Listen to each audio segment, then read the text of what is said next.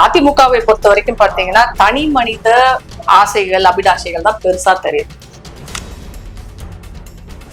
எல்லாத்தையும் வீட்டுல இருந்தே துவக்கி விற்கிறாரு. அதுதான் எனக்கு சிரிப்பா வருது.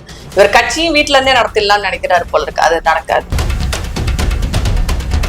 மீடியாக்கள், சினிமா, அதற்கப்புறம் சில நிகழ்ச்சிகள், அப்புறம் சில அமைப்புகள், இவங்க எல்லாம் சேர்ந்துதான் தமிழகத்தை சீரழித்துக் கொண்டிருக்கிறார்கள். இதில் மாற்று கருத்தே இல்லை.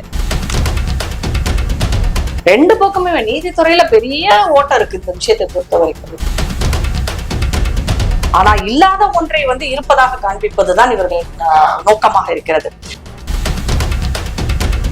ஏன்னா பெண்களை நீங்க ஒரு போக பொருளாகவும் ஒரு இந்த மாதிரி பாலியல் விஷயத்துக்கு மட்டும்தான் உபயோகப்படுற மாதிரி பேசுறீங்க. அவங்க வீட்டு பெண்களையும் அவங்க வீட்டு ஆண்களையும் இதெல்லாம் சேஃபா பத்திரப்படுத்திக்கிட்டு மக்கள், சாதாரண மக்களின் பெண்களை எல்லாம் ரோட்ல எடுத்து விடுற வழியத்தான் பார்த்து. அன்பு நேயர்களுக்கு வணக்கம். நான் உங்கள் மகாலட்சுமி நாச்சியப்பன். இன்று நம்மோடு இணைந்திருப்பவர் அரசியல் விமர்சகர் திரு ராதா தேவர் அவர்கள். வணக்கம். வணக்கம். இப்ப பாத்தீங்கன்னா எதிர்கட்சி அப்படின்ற முறையில பிஜேபியை சேர்ந்த திரு அண்ணாமலை அவர்கள் நாளுக்கு நாள் திமுக அரசினுடைய செயல்பாடுகளை, குற்றங்களை சொல்லிக்கிட்டு இருக்காங்க. ஆனா இன்னொரு அந்தஸ்துல இருக்கக்கூடிய எதிர்கட்சி அதிமுக, அதுல செயல்பாடுகள் இருக்கா அப்படின்னு கேட்டா அது ஒரு கேள்விக்குறியாவே இருக்கு. இப்ப பூசல்களும் ஏற்பட்டிருக்கு. திரு செங்கோட்டையன் அவர்களுடனும் எடப்பாடி அவர்களுடனும் பூசல்கள் ஏற்பட்டிருக்கு. அவர் மாற்று கட்சியில இணைய போகிறார் அப்படின்ற தகவல்கள்லாம் ஊடகங்கள்ல பரவிட்டு இருக்கு. இதை நீங்க எப்படி பாக்குறீங்க? இந்த நிலை சரியா? அதிமுகவை பொறுத்த வரைக்கும் பாத்தீங்கன்னா தனி மனித ஆசைகள் அபிலாஷைகள் தான் பெருசா தெரியுது. அவங்கவுங்க போட்டி போட்டுக்கிறாங்க, சண்டை போட்டுக்கிறாங்க, தான் தலைவனுக்குறாங்க. எனக்கு வருத்தமா கூட இருக்குது. திரு எம்ஜிஆர் ராமச்சந்திரன் அவர்கள் துவக்கிய, அதுக்கப்புறம் துவக்கிய கட்சி அது திமுகவுக்கு எதிராக துவங்கிய கட்சி. வெளியில அவமானப்பட்டு வெளியில அதை ஆரம்பிச்சாரு. அதற்கப்புறம் நம்ம செல்வி ஜெயலலிதா அவர்கள் அந்த கட்சியை மிக சிறப்பாக நடத்தி கொண்டு போனார். இன்றைக்கு அதுக்கப்புறம் எடப்பாடி அவர்கள் வந்ததுக்கப்புறம் துண்டு துண்டா போயிடுச்சு கட்சி. எல்லாரையும் அரவணைத்து செல்வது என்பது ஒரு கலை. அது பயத்தாலையும் இருக்கலாம், இல்ல பாசத்தாலையும் இருக்கலாம்.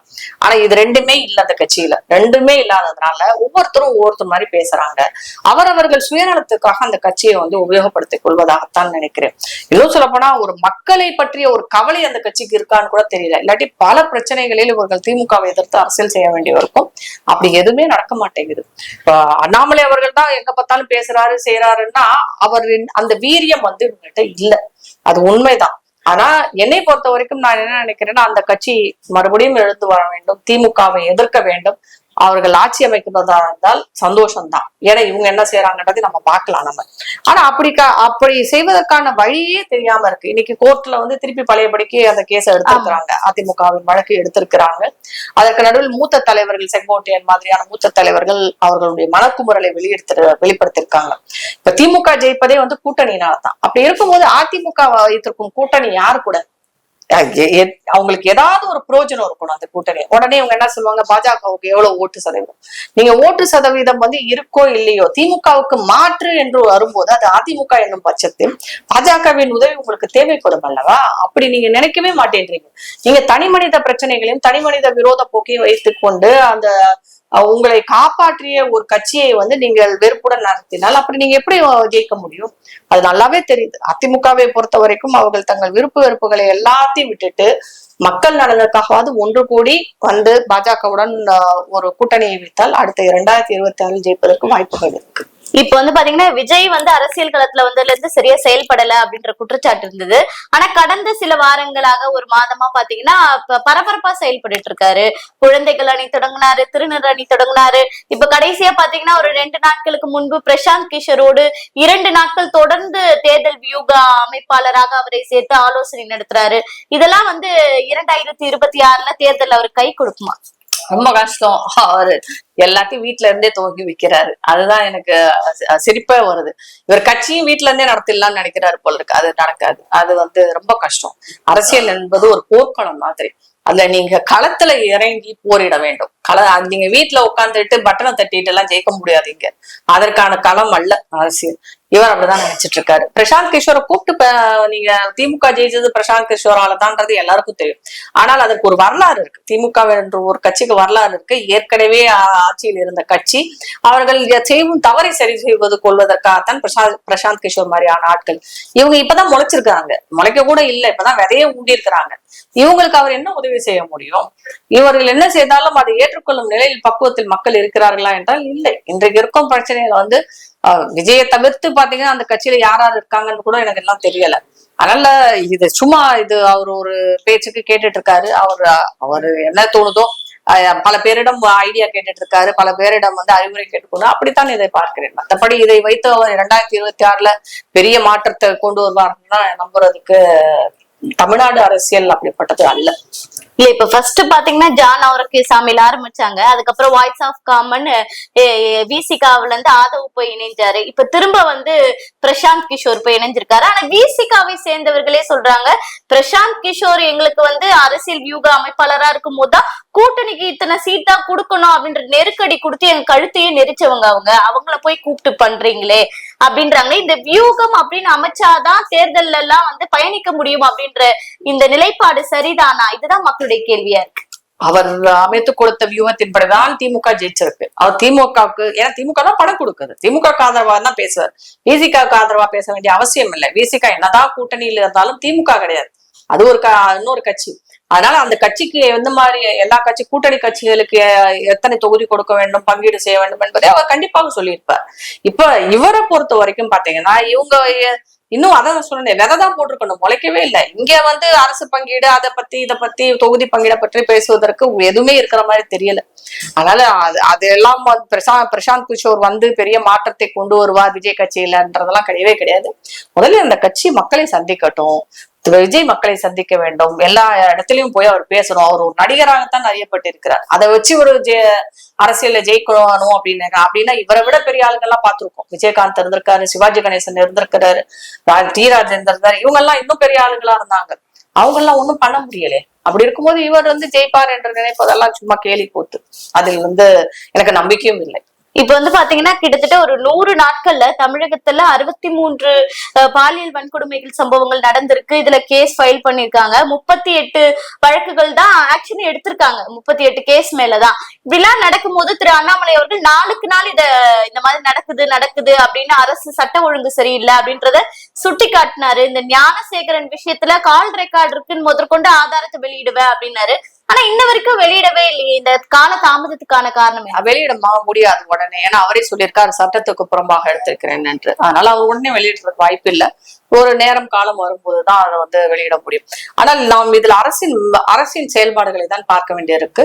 இது ஒரு சமுதாய மாற்றம் என்றும் சொல்லலாம். சமுதாயத்தில் ஏற்படும் சீரழிவுகளுக்கு ஒரு முன்னோடியாக கூட நான் இதை பாக்குறேன்.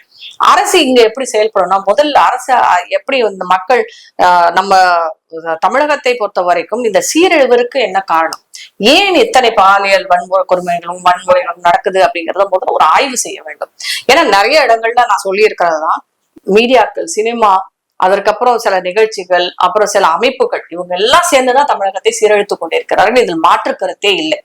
இதுக்கு ஒரு செக் வைக்காம நீங்க எவ்வளவு தண்டனை கொடுத்தாலும் இந்த நிகழ்வுகள் தொடரத்தான் செய்யும்.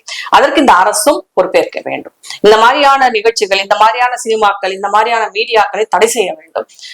மக்களை பொறுத்த வரைக்கும் ஒரு கலாச்சார சீரழிவு என்றுதான் இதை நான் பார்க்கிறேன். தமிழ்நாட்டில் தமிழர்களுக்கு என்று ஒரு வரலாறு உண்டு, ஒரு கலாச்சார பின்னணி இருந்தது. அதெல்லாத்தையும் போட்டு மூட்டை கட்டி மூடியாச்சு. வெறும் போதைக்கு அடிமையானவர்கள், இந்த பாலியல் வன்கொடுமையில் ஈடுபடுபவர்கள், இந்த மனநிலை பிறந்தவர்கள் கூட சொல்லலாம். அந்த திராவிட கட்சியை சேர்ந்தவர்களே இந்த சமூகத்திற்கான சீர்கேடுகளை கொண்டு சேர்த்திருக்காங்க. என்னென்னமோ சொல்லி அவங்க பெண்களை முன்னேற்றுவதற்கு பதிலாக பெண்களை ஒரு பலிகடா ஆக்கியிருக்காங்கன்னு கூட சொல்ல முடியும். அதன் வெளிப்பாடாகத்தான் இந்த குற்றங்களை எல்லாம் நான் பார்க்கிறேன். அரசை பொறுத்த வரைக்கும் காவல்துறை எவ்வளவு விரைவாக செயல்படுகிறது என்று ஒரு இருக்கு. இதோட கன்விக்ஷன் ரேட் ரொம்ப கம்மி. ஒரு 100 கேஸ் நடக்குதுன்னா ஒரு 20 கேஸ் கன்விக்ஷன் வந்தாலே பெருசு. அதுவும் பாத்தீங்கன்னா அதுக்கெல்லாம் சட்டத்துல வழிமுறைகள் இருக்கு. 60 நாளைக்குள்ள அந்த கேஸை கொண்டு வரணும், சார்ஜ் ஷீட் ஃபைல் பண்ணணும், இப்படி எல்லாம் நிறைய இருக்கு. 90 நாள் அப்படி எல்லாம் இருக்கு. ஆனா இவங்க என்ன பண்றாங்க, 20 வருஷமா இருக்கிற கேஸ் எல்லாம் இருக்கு. ஒரு மாசம் தாண்டி போச்சுனாலே அந்த பாலியல் வன்கொடுமைக்கு ஆளான விக்டிம்ஸ் வெளியில வரமாட்டாங்க. பயத்திலே வந்து எதுக்கு வம்புன்னு சொல்லிட்டு அதுக்கப்புறம் அவர்களுக்கு நேரும் பல கொடுமைகள். அது அது காவல் நிலையத்திலும் இருக்கட்டும் இல்ல கோர்ட்லயும் சரி, அவர்கள் எதிர்கொள்ளும் பல விஷயங்களை அவங்க யோசிச்சே வந்து இந்த கேஸ் எல்லாத்தையும் விட்டுருவாங்க. அதுக்கு மேல வெளியில வர மாட்டாங்க. அப்படி இருக்கும்போது எங்க வந்து தண்டனை கிடைக்கிறது? தண்டனை கிடைக்காத வந்து இந்த செய்த பாலியல் குற்றவாளிகள் எல்லாம் பாத்தீங்கன்னா தொடர் குற்றவாளிகள் திருப்பி திருப்பி செஞ்சுருக்காங்க. அப்படிப்பட்ட குற்றவாளிகள் தான் இந்த குற்றத்தை செய்யறாங்க. அப்ப இவங்களெல்லாம் நீங்க எந்த மாதிரியான தண்டனைக்கு அவங்க மேல குண்டாஸ் போடுங்க, அவங்கள வந்து உள்ள வெளியில விடாம பாருங்க. ஆனா வெளியில விட்டுறாங்க. கோர்ட்டும் விட்டுறது, போலீஸும் மெத்தனமாக இருக்கு. ரெண்டு பக்கமே நீதித்துறையில பெரிய ஓட்டம் இருக்கு இந்த விஷயத்தை பொறுத்த வரைக்கும். அது இதெல்லாம் வந்து நடக்காம இந்த பாலியல் குற்றங்களை தடுப்பது என்பது மிக மிக கடினம். இப்ப ஏற்கனவே நிறைய பாலியல் குற்றச்சாட்டுகள் தமிழகத்துல நடக்குது. அது மட்டும் இல்லாம இப்போ துணை முதல்வரினுடைய மனைவி அவங்க வந்து பாத்தீங்கன்னா இந்த LGBTQ அந்த அமைப்புக்கு வந்து சாதகமா செயல்படுறாங்க.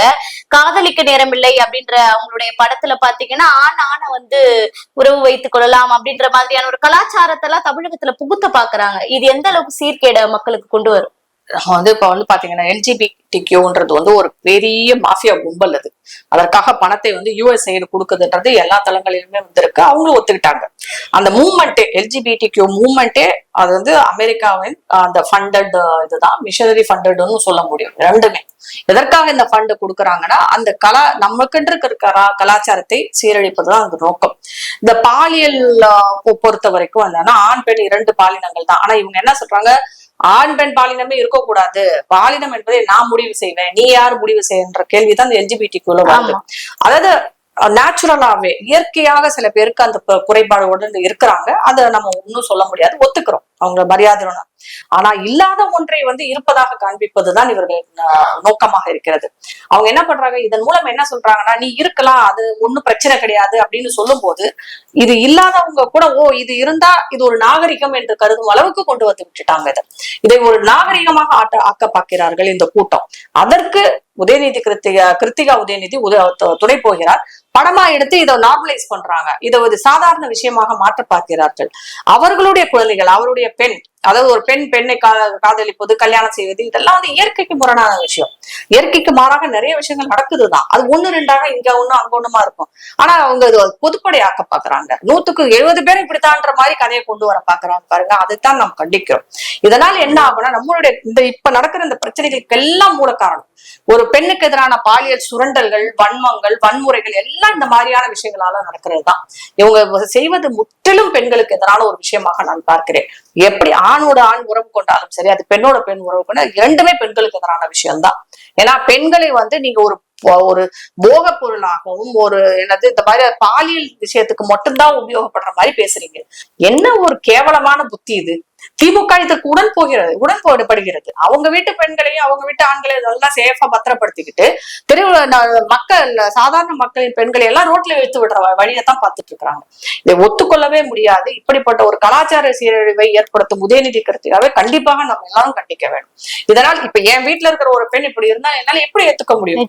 இயற்கையாக இருந்தால் பரவாயில்லை, ஆனால் ஒரு புகுத்தப்படுகிற, ஒரு திணிக்கப்படுகிற ஒரு விஷயமாகத்தான் இது இருக்கு. அவங்களுடைய தொண்டர்களை ஏத்துப்பாங்களா திமுகவை சேர்ந்தவர்கள்? அவங்கதான் பதில் சொல்லணும். அவங்க வீட்டு பெண்களை இப்படி ஏத்துக்குவாங்களோ என்னவோ, இல்ல அவங்க வீட்டு ஆண்களை ஏத்துக்க எனக்கு தெரியல அதை பற்றி. ஆனா நான் ஏற்றுக்கொள்ள முடியாது. என்னை போன்ற சாதாரண தமிழர்கள் யாரும் இதை ஏற்றுக்கொள்ள மாட்டோம். இந்த மாதிரி சினிமா எடுத்து எங்கள் வீட்டு பெண்களையோ ஆண்களையோ ஒரு கட்டாயத்தின் பேரில் அவர்களை வந்து 3ஆம் பாலினமாக மாற்றும் ஒரு செயலை வந்து செய்யக்கூடாது என்பதுதான் என்னுடைய கருத்து. உங்களுடைய பல கேள்விகளுக்கு உங்களுடைய பதில கொடுத்ததுக்கு ரொம்ப நன்றி. நன்றி.